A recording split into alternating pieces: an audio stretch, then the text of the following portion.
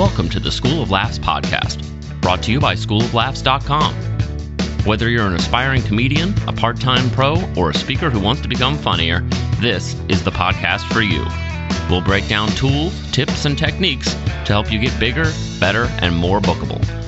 And now, here's the show.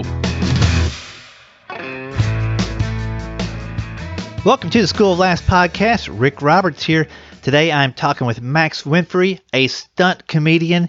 He does dangerous things in front of people and is funny while he's doing it. That's going to be up in just a second. I want to thank our Patreon supporter for this episode is K. Dodd. Thanks for the support for this episode. If you'd like to join in supporting us with a small monthly donation, feel free to jump on to schooloflaughs.com/PATREON and you can learn more about how to do that. Got a lot of good stuff going on today, and Max is a guy that I met at the Christian Comedy Association a while back. He's been a guest on the Huckabee Show, where I am part of the in-house warm-up comedian crew, and he's a fun guy. He's going to give us some insight into his days, some people he met early on, like Penn and Teller, that gave him a little bit of advice, and that he got to watch go ahead and go on to superstardom.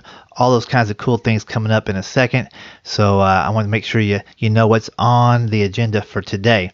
Hey, if you are in the Club 52 group, I want to let you know we have our big quarterly meetup coming up. It's on Saturday. If you're listening to this on day of release or week of release, it's on Saturday, July 20th. It'll be at 11 a.m. Central Time, and you'll get an invitation to that as it gets a little closer. But put it on your calendar, Club 52.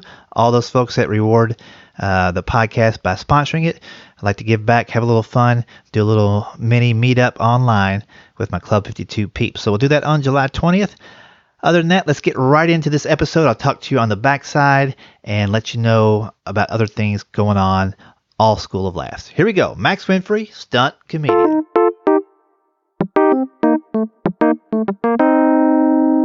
Well, I'm sitting across from a good buddy, Max Winfrey. Max, how's it going? Great, man. Rick, it's so good to be with you, buddy. I was excited that you're in Nashville doing I wouldn't call it a corporate event, but a private event.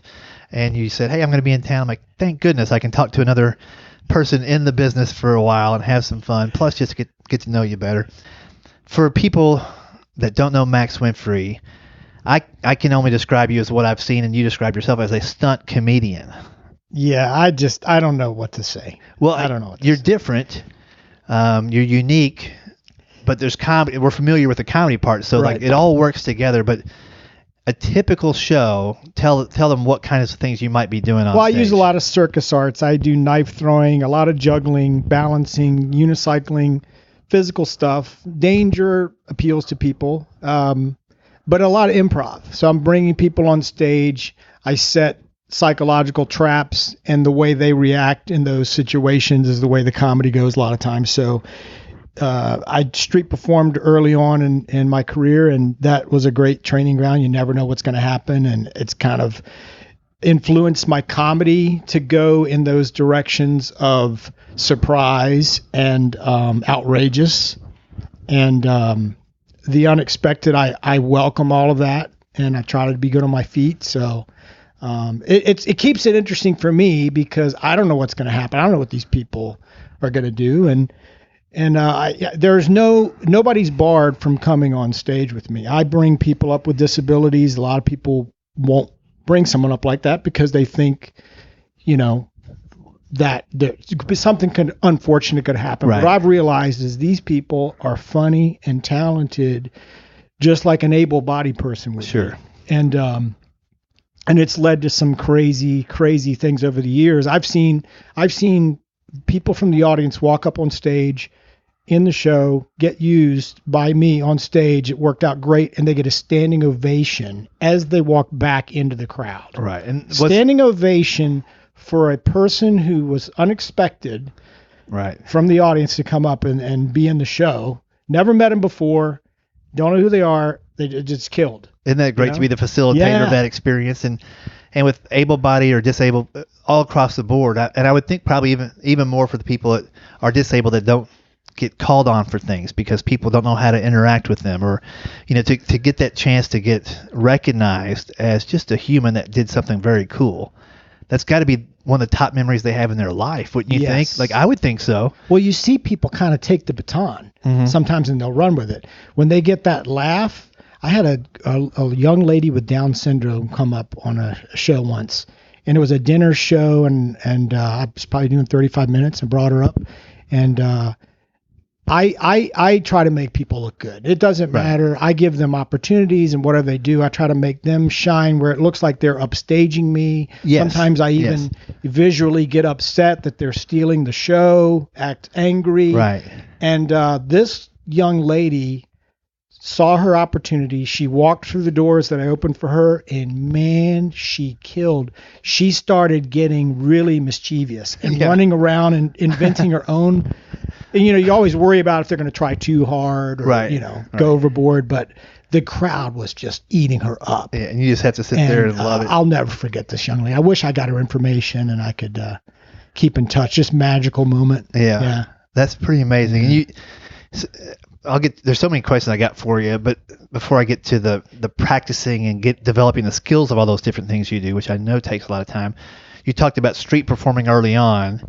So I always like to find out, what was that moment in your life where you did your first thing to get the reaction that you kept on doing? Like, was it way back in elementary school, or was it high school, or what point did you do something? In school, I liked the getting laughs in the classroom setting, but I didn't want to be the one that was always talking or trying to cause a stir and get attention. I didn't. The attention was okay, but I wanted like the laugh at the opportune moment. And so when I started juggling and learning how to do those kind of things, I kind of put the two together, and I saw a guy at a theme park that did a great juggling show. And when I was a kid, I was a big fan of the Globetrotters. Harem Globetrotters. They were the heroes to me. Meadowlark Limb. How they could do all of these amazing skills, but yet their main focus was making people laugh and entertaining them. I thought, wow, that's so cool. So when I saw a juggler at a theme park, I thought, well, that's kind of like being a Harlem Globetrotter. Maybe I could do that. So I learned how to juggle at camp.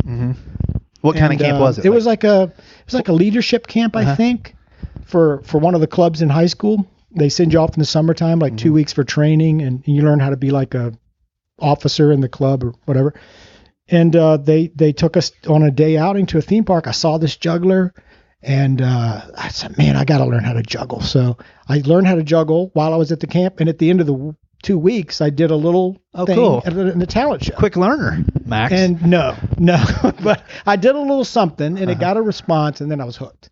So 2 years later, I had a job at another theme park. Can you believe that? That's pretty quick turnaround.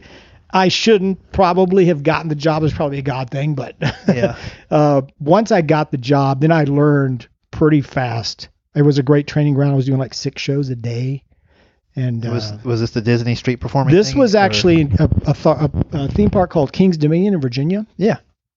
And so I had been getting asked to do some shows around the community just for fun. I did some school talent shows, and they went well.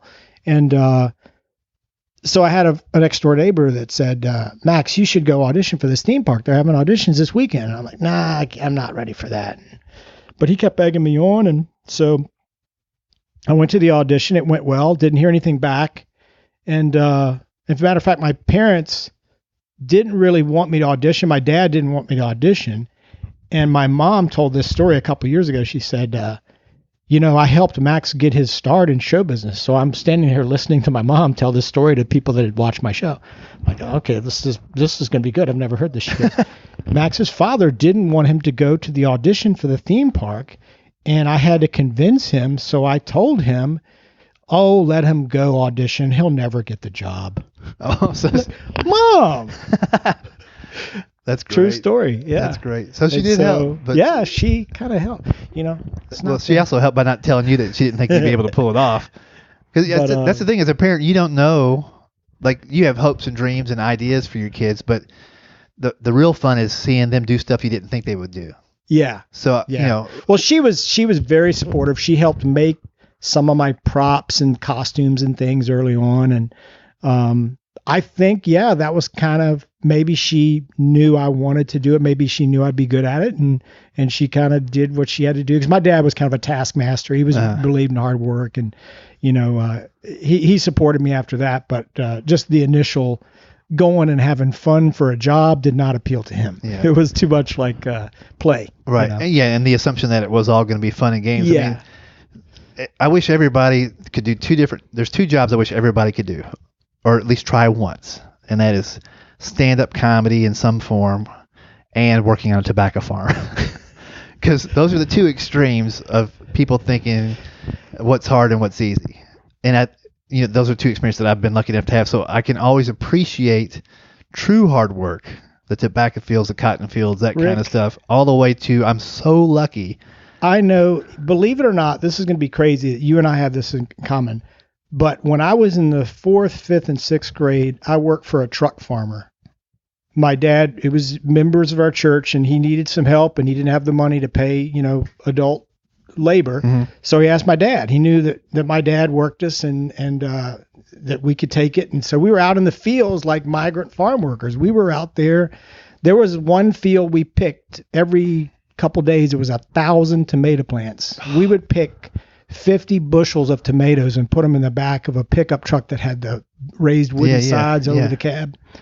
Man, everything since then seems like gravy. I agree. Yeah, like I was in a factory. I did factory work a year out of high school, and it was pretty dangerous. There was times when I almost lost my foot the first day on the job.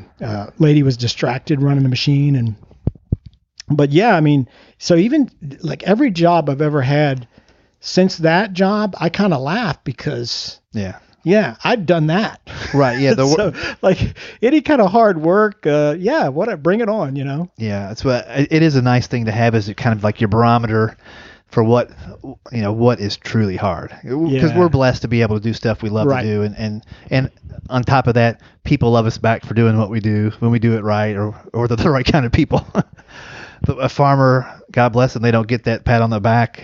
In fact, they get trouble from the government and everything else to do the hardest job on the planet, which is feed the planet. Yes. They get totally underappreciated. I mean, there's subsidies and things, but not always. And gosh, yeah. It is. I look at what he did. That man really had, I think he had a nervous breakdown like a few years later. I don't know. He had some other businesses and things. I'm not sure exactly because I was just a kid at the time. I didn't get all the details, but he was a really nice man. But I think he had, it was really hard. That's a hard life. And I think he was leasing the land that he worked and whatnot. Yeah. Had a roadside stand to take care of. And did you ever have a time on stage where a tomato came at you and you thought, that's that farmer trying to say hello? Like, you could have nightmares about tomatoes in two different ways. We were talking earlier. I told you I was going to tell the story of one of the top 10 moments on stage was actually a street performing show. This was back early, probably late 80s. And I was doing a show, and I noticed I had a heckler lady in the front row with kind of a floppy hat, and she was drunk. Mm-hmm. And so she's yelling stuff out. I have to acknowledge because she's right there in the front, and everybody can hear her. And so I'm kind of shooting some lines back, trying to keep her in her place and make it funny, whatever she's doing. And so at the end of my act, I would get on a tall unicycle and I would get up over the crowd where they could see me and hear me really well for the money pitch. Mm-hmm. And I would juggle torches while I was on the tall unicycle. So I light the torches and I yell over at the lady, ma'am, please don't breathe near the torches. Right. Like that. Right. And it gets a big laugh. And when I said it, I kind of winced like I'm scared of her. Wow. She rushes me. Oh, no. Comes up there and I'm on a 6-foot unicycle and my character was to ride out of control. And so I'm barely look like I can stay on the thing. And I've got torches. She comes right at me and she's got a purse on a strap and she rears back and nails me with the purse. And I'm running from her on the unicycle, riding still out of control in character, and she's smacking me with this purse in the back, and it's really funny. I mean, the audience is on the floor, probably thinks right? It's either part of the gig or... Yeah, they probably think she's in on it, but it's so funny that, and I'm all about the laughs. I'm like, whatever. It's just about the laughs. I don't care what we're doing. It's just about I want knockdown, drag out laughter. Well, the husband, who had been quiet the whole show, standing beside her, he had this big cowboy hat on, and he hadn't said a word. Well, on one of our passes, he joins in the comedy train, and he's chasing her, and he took off his cowboy hat. He's smacking her in the back with the cowboy hat, and she just keeps smacking me with the purse, and we're going around and around. I mean, it's crazy, right? You can't write that. No, you couldn't train people. Yeah, the timing is real because it's real. Exactly. And it just, we ended the show, and I just remember thinking, how will I ever top this moment right, comedically the rest of my life? And I got to ask, so you mentioned the money pitch, so you were performing for tips in that particular situation. Right. So did you get nice tips, or were people like... I don't even remember that show. That was, they were always pretty consistent. I mean, you'd have your highs and your lows, but you kind of knew what you're going to make. In fact, I would keep records for the taxes and all. I would keep records of what I made on any particular night, and I could look back on calendars and see what, like this year, what should I expect to make on this night, because they were kind of similar. Yeah. Even though you have good and bad nights, you'd still, like the time of year, you'd know what you're going to make. Right. Yeah. So you started, what year was it that you started? Because you're talking about doing gigs quite a while back. Well, 1981, I started part-time in the theme park. Okay. I was 16, believe it or not. Man. Those were the days. In the Reagan administration. Yeah, trickle-down comedy. That's a long time. Yeah. I started a decade later than you, 10 years later, in 91. I should be so much better now. This is really convicting, this conversation. We'll figure out a few things for sure. So 81, so it's juggling to start with. Unicycles came a little bit after that. Like, tell me about the progression of adding stuff to your act. Well, you get in front of a crowd, and street performing, you realize real fast, this is not a captive audience. These people have plenty of other places to be than to stop and watch you. So you're trying to do things that really will wow them and go, wow, I haven't seen that. So I kind of gravitated towards unusual objects. One of the things people used to say is you juggle everything but the kitchen sink. And I finally, it like dawned on me, I'm like, you're right. I don't do a kitchen sink. The kitchen sink is in the act. Yeah, right. Now. So, yeah, listen to your customer. Right. So, yeah, I just found out that they like danger and they like the outrageous. You want to surprise them. And so, yeah, it's been fun. I was thinking the other day about the inventing process. Some of the things that I do had to be engineered to get away. And I've got a company in town, Florida Metalcraft, that near my house, and they're great guys. I've known a long time. They've figured out how to solve some of the things that I wanted to build or create. And it's cool when you think of something and you're like wondering physically, is it did the physics work? And then you see it come to fruition and it actually works. And then it has like you're talking, writing jokes. You want to know, is the payoff, was the laugh going to be worth all the effort of honing it? And then when you hear that big laugh and you're like, yeah, the engineering worked. Well, let me ask you about this gig you're doing tomorrow. You perform for there's no group you can't perform for, really. Yeah. I mean, physical comedy can reach just about anybody.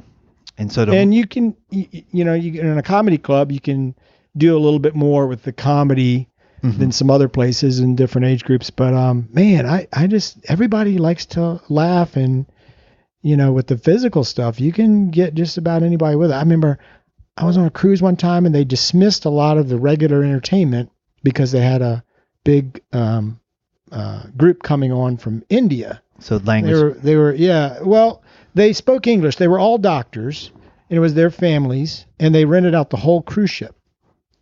And, but they kept a few of the acts. Like I remember the Legends in Concert was one contract they had. They had like an Elvis and a Marilyn Monroe and maybe a Madonna or something. And so they would come out and do their act, and then another night I would come out and do my act, and maybe they'd have something else. Maybe they brought in some of their own entertainment as well. Yeah. But I remember they had me stay as one of the acts that they kept on for the cruise, and it was nerve-wracking to think, how is this going to go? You don't know, And then I remember it went pretty well, but then like you come and watch the Legends in concert, people, and the Madonna comes out. They just go crazy. Dead silence. Oh, dead silence. It's like, it's too, too risque. Like, yeah, you can't be wearing a Madonna costume if that's not. They prefer like part a surgeon to like a virgin. And, you're more conservative dress and but. That's interesting. Yeah. But so yeah, I mean that's, and we were talking earlier, that's what I really like about the physical stuff you do. It's attainable, it's receivable by the audience, and even, I don't know, like, so tomorrow you're doing an event at Lipscomb University, and it's going to be high school kids there. I think so. I think that's what they said, and I think I did this a few years ago. And that's a demographic that most pure stand-ups who don't have the skill set that you have with all the different things you can do physically and all the like circus crafts or whatever you call them, like, right. If I would be terrified. It is. I mean, kids, and it's crazy. It drives me nuts that I can't do that. We were talking about this earlier. I'm in my 50s. I'm mid 50s now, so I'm going to be 55 in November, and I'm doing more youth events now. I was like, why wasn't it? I'm doing more earlier, but I don't know. You got the time in. You just know how to read the crowd, and my act. I always talk about comedy like we're hunters. We're walking through the woods. We're waiting for the game to pop up. So we got to be ready. We got to be loaded and ready to go. And you never know, even in a bad room, a bad situation, if you're patient, that game might pop up. Mm-hmm. And maybe something unexpected in the moment happens with the crowd, a noise, a person does something, someone walks in front of the stage, whatever it is, you better be armed and ready, because those opportunities come up, they will change the dynamic of the whole show. And maybe it's a callback, you can come back to that. And it can turn out to be a great show. So just being able to walk up on stage with that attitude of patience, confidence and determination that I'm going to make the best of this, and I'm going to be ready if opportunities come. Yes, being able to stay in the moment. Right. You've got your act, you've got your skill set, but you've also got the state of mind to be aware of where you're at right now. Right. To recognize those opportunities. Was that, I assume, something you kind of learned over time? Because as we first started, it's all about just getting to the next joke or the next trick or whatever. Yes. Yeah. I mean, there's definitely times when you're just kind of plowing and you're trying to get through to the goal line. But I remember Seinfeld. I remember hearing him talk about it one time. Even when it's not going well, like you're not getting the reaction you want, you're holding them. Like maybe you're trying new material. You're exuding confidence where they're not seeing you sweat. They're not seeing you get impatient. You're going to get to some other stuff that probably works. You're putting it behind the new stuff or whatever, but you're holding them. You're holding their attention, and you're commanding that. Mm-hmm. Yeah. That takes it takes a certain amount of reps on stage and a certain amount of mastering the skills to where those things are second nature, and that's a give.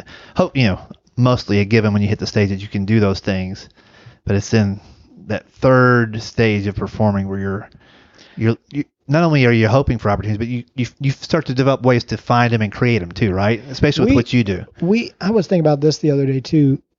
Street performing was a great training ground for me, but in some ways it was hard to get over the bad habits that happened as a result of street performing, because you get on stage, the people are seated there, they're not going anywhere, they're there to see you, they're there to watch, and if you're used to going like a million miles an hour on the street to keep their attention and get them not to think about something else, to walk away, there's always the opportunity for them to walk away when they're on the street. And so just breaking that habit of going fast and having a dialogue with the audience is so important. When you say something, we've heard the jokes over and over and we know the routines, but they're hearing the first time and they're kind of having to comprehend the picture that you're painting verbally.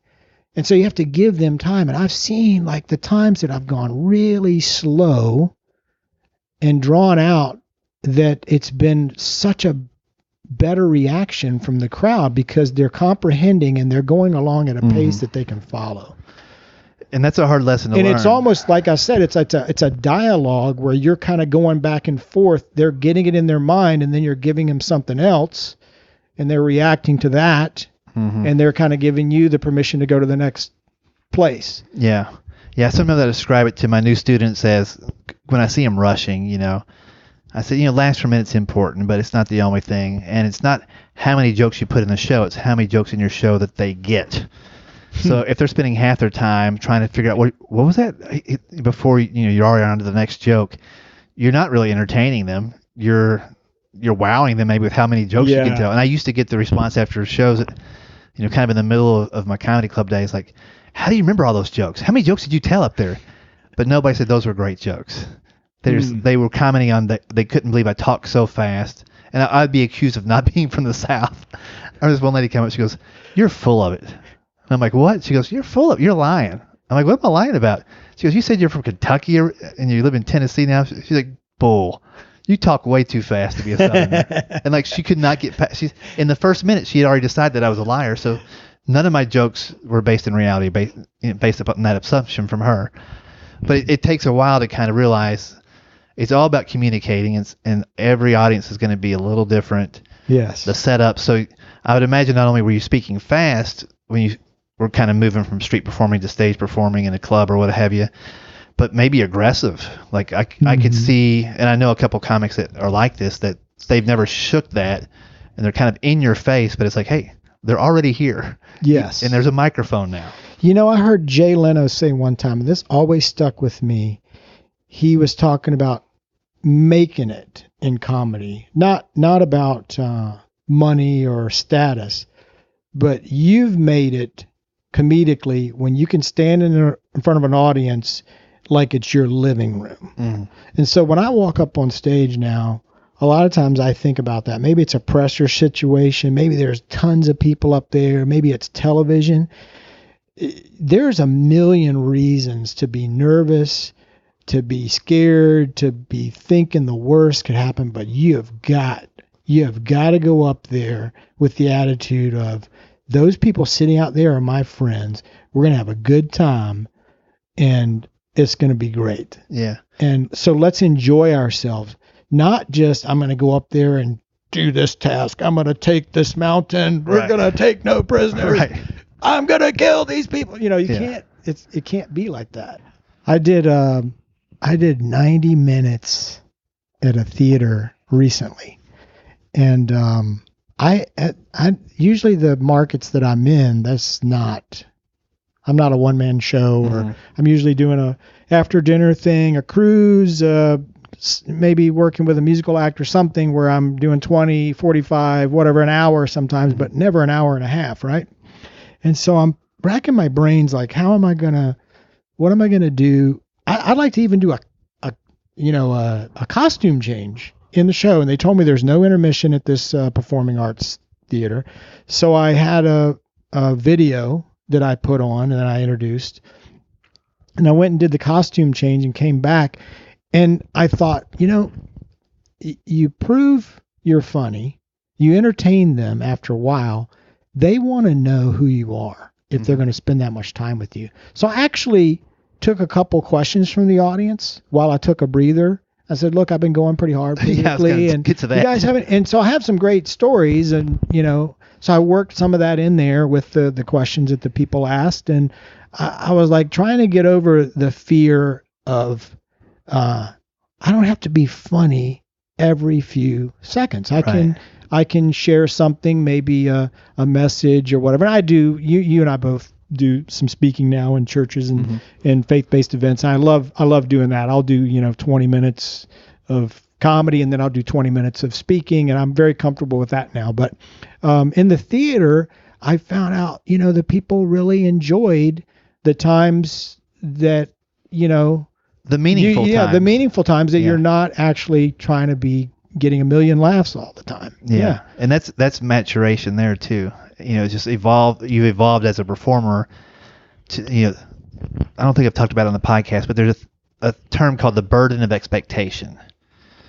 And sometimes we put that out and sometimes the audience puts that out. Mm-hmm. But once you resolve that burden and prove to them, or they accept from you that you're able-bodied to entertain them, that's off the table, and you can have a deeper connection and not have to rush through things, or you've already won them over. That's gone, and you can do stuff like you're saying. Like, it would be hard to come out and open the show with a 20-minute talk because you haven't won them over with the comedy. Exactly. They don't know who you are, but I worked. You're not going to believe this, but I worked with Penn and Teller before they were famous.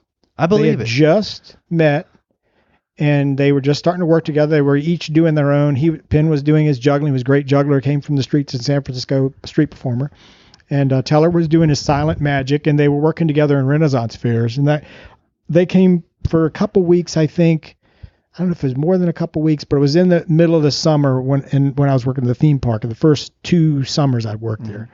And so I was hanging with Penn every time between shows, and we were, juggling, and he was teaching me some things that he'd learned from being a street performer. And I was, I'm 16, 17 years old. He's a little bit older than me, been around a lot. Yeah. And it was funny. They were like, Penn was saying, we're going to be big stars. And even back then, Teller wouldn't talk in front of me. He would talk to hilarious. Penn. Yeah, it was very funny. And so, yeah, we're going to be household names. And I'm like, yeah, that's great. Could you show me the behind the back thing? Yeah. And so anyway, they became these huge stars, household names. And I went to see them about a year ago, I guess. I went to see them in Las Vegas and see their show and just kind of take in the theater experience. And I was like so blown away. These guys are not trying to be funny. They're just entertaining and doing interesting tricks. And Penn's up there doing these speeches and talking about magic theory and human nature and this and that. But it was all very interesting. But it just showed me that I don't have to be funny every minute of a 1 hour show, Yeah. because you're holding them and you're entertaining them and you're interesting. Yeah. It makes me think of, I can't remember I can't remember a lot of things anymore, but there's a point where somebody needs to tap you on the shoulder and go, you've got the gig. That's right. You know what I mean? And it's always better when somebody else tells you that than you say, I got this down, because then that's a whole different avenue that takes you down a path of not performing at your best. But the qualification that we have to put on ourselves, once somebody goes, hey, you got the gig, do whatever you want. Man, that's a great gift. Old school comic on a cruise many years ago. And he walked out on stage, and he was very old at that time. That he had the thick glasses, and he walked kind of like George Burns. He walked with a little bit of a stoop, and when he's walking out, he's our stand-up comedian. And people, the audience, there's like a murmur of the crowd. Like, the people are thinking, I hope he doesn't get hurt up there. I hope that people aren't gonna laugh at him and boo him off the stage. And the orchestra back then, they'd have the big orchestras would be on the cruise, and they'd be playing you on. So you'd come out to this big band sound that was great, right? Yeah. Great walkout music.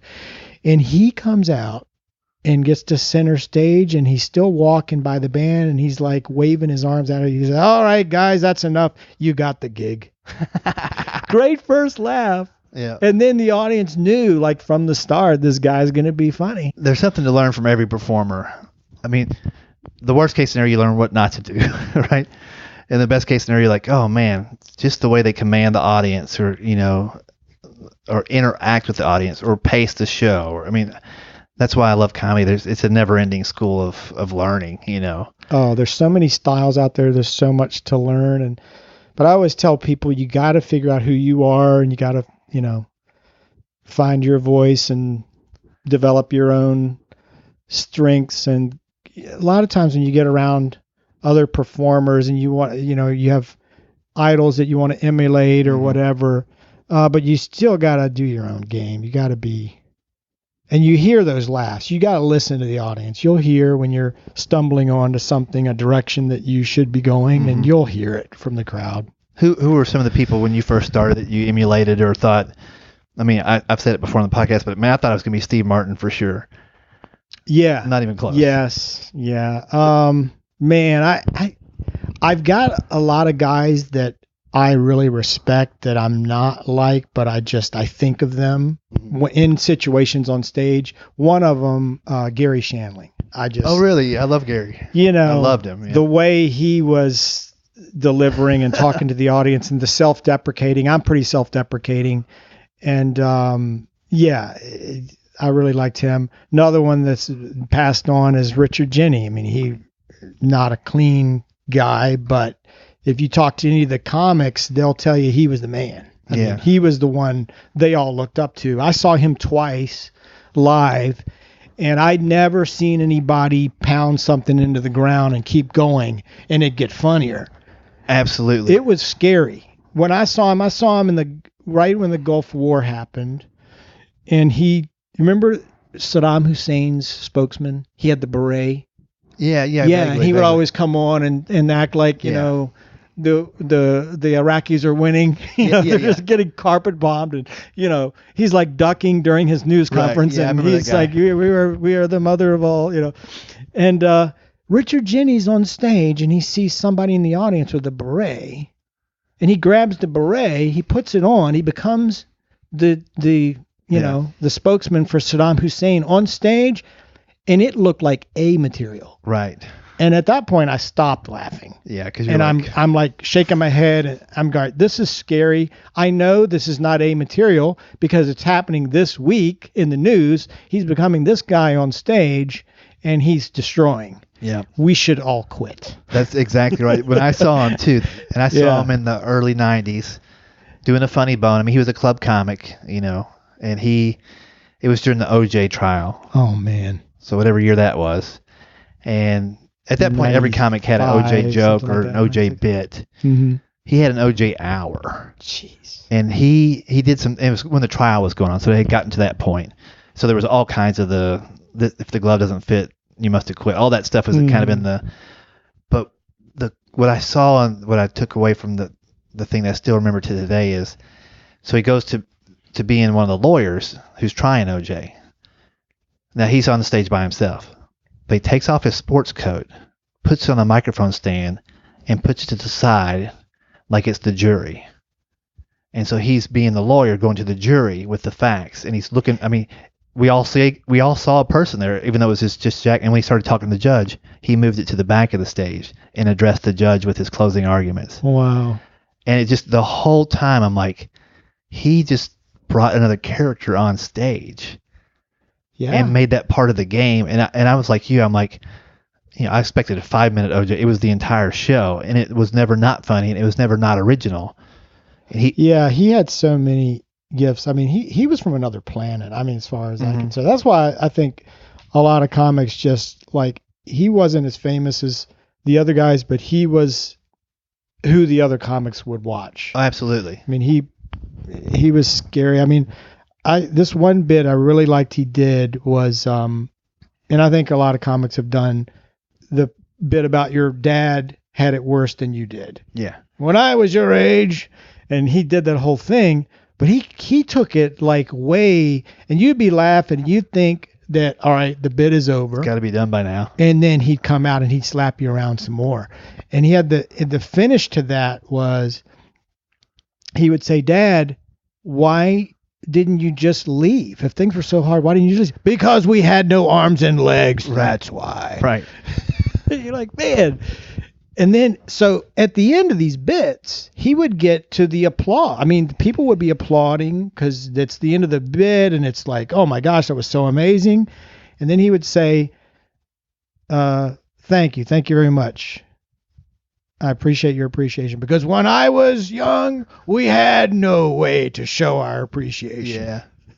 Because we had no arms and legs. We couldn't clap. Right. We had to bang our heads on the stump in front of us to show the appreciation. Man, yeah, it's crazy. He's missed, talent. Man. He's one of those guys that I saw early on and got to see live and got to talk to, and yeah, and he was, as good as he was his own worst enemy, you know, as well. That's what brought him down. Some inner demons, that's for sure. But phenomenal. It just shows you like there's so many talented people, but they have problems, and you gotta have something else. I mean, I always tell people when doing comedy and doing it well, figuring it out and putting your time in and doing it well and getting those laughs, when you hear that roar of laughter, it's addictive, and you get off stage and that roar is not there and you're looking for the next fix. It can't be about that. You gotta know who you are off stage.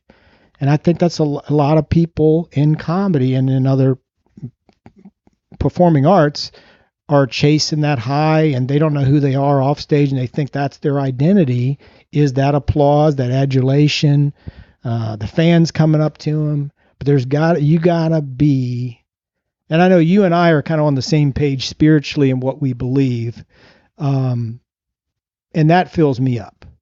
That's what fills me up. So I can hear the roar of laughter, right, and that's great. But when I'm off stage, I know that one day I'm not going to get back on the stage.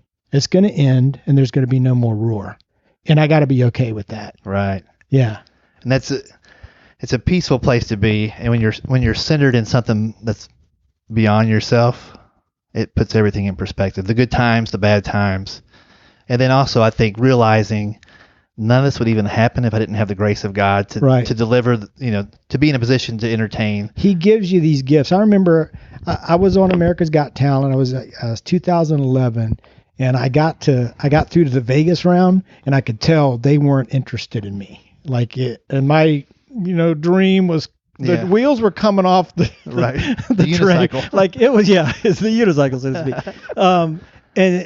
So you're there a whole week, and I saw first day. The cameras weren't really follow me around. They're following these kids over here, these people. But they do come around and interview you once in a while just to cover everybody. Yeah. And I just remember thinking, I don't have much of a voice after this. This is a pretty big, it's a top 10 show in the summer. I think it still is. There's a lot of people watching that thing. I found out later. But I thought, what am I going to do when the camera comes to me, knowing that this is pretty much going to be over on Saturday, or whatever. And I thought to myself, well, I know what my message is. Everybody's all wrapped up in the $1 million prize, and they're wrapped up in getting a Vegas show possibly, or the fame or whatever. But I thought to myself, the gifts have already been given out. The gifts are whatever the talent was that got you here and got you a shot at getting on the show. And so these people they're going to leave. Most everybody's going to leave here a loser, or you're not going to get much further. Right. You're going to go back home. You're going to go back to what you were doing. You're performing. But some of these people are not even professionals. They're amateurs. They're going to be going back to the hospitals. They're going to be entertaining the sick kids. They're going to be going to a nursing home and entertaining people that are lonely there. So they have these amazing gifts that they get to use and brighten people's day and make them laugh or entertain them or wow them. Those are the real prizes, and they've already been given out. So that's kind of the message I conveyed when the cameras came around to me for pretty much the last time. And I had a crowd, whenever the cameras would come around, the crowd would come of other performers, because they wanted to see and hear what was going on and pay attention in case, and so I know that there were a lot of other performers, and then some of them came up to me at the end of the week and they said, "Man, I heard what you said. Right on. And so you get these opportunities that come along, and you should think about what kind of influence you're going to have on people when it's your turn. Yeah. That's not only sweet, but it's such a peaceful thing that you just did there that I feel like I'm going to wrap up on that so that nothing else gets in the way of people remembering that from the podcast, We all have a purpose, and you have to figure out what that purpose is and how are you going to use the limited time you're here. What are you going to do with it? I always say the clock is ticking. The clock is ticking. You can hear it. Yeah. Well, that's really solid, Max. I'm so glad I got a chance to hang out today. Rick, it's a pleasure, man. I'm a big fan of yours, and I know it's recent. Our relationship is recent, getting to know each other, but I have so much respect for you, and I appreciate what you're doing for comedy. You're doing for people that are just getting in the business and people that have been around a long time like me. Thank you. Yeah, you're welcome. Thanks again, bud.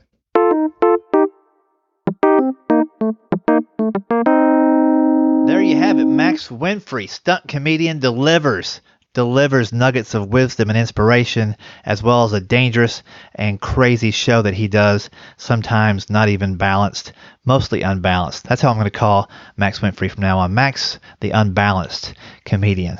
Although he's got balance, somehow he pulls all that stuff off. Thanks again to Kay Dodd for being our Patreon sponsor for this episode. If you are a member of Club 52, like Kay, you can join us in our quarterly meetup online July 20th. It's a Saturday. It'll be at 11 a.m. Central Time. I'll send you an invite through our Club 52 email, and you'll know how to link in and get access to that online video chat, a very nice benefit for those that get to sponsor the podcast. Thank you all for doing that. Also, would like to say a quick thanks to a few folks who have left iTunes reviews. The first is from HD1816. This podcast is awesome. Stumbled across it and grateful I did. It's full of applicable advice. Keep up the great work. Thank you very much, 8D1816. From Hold These Please.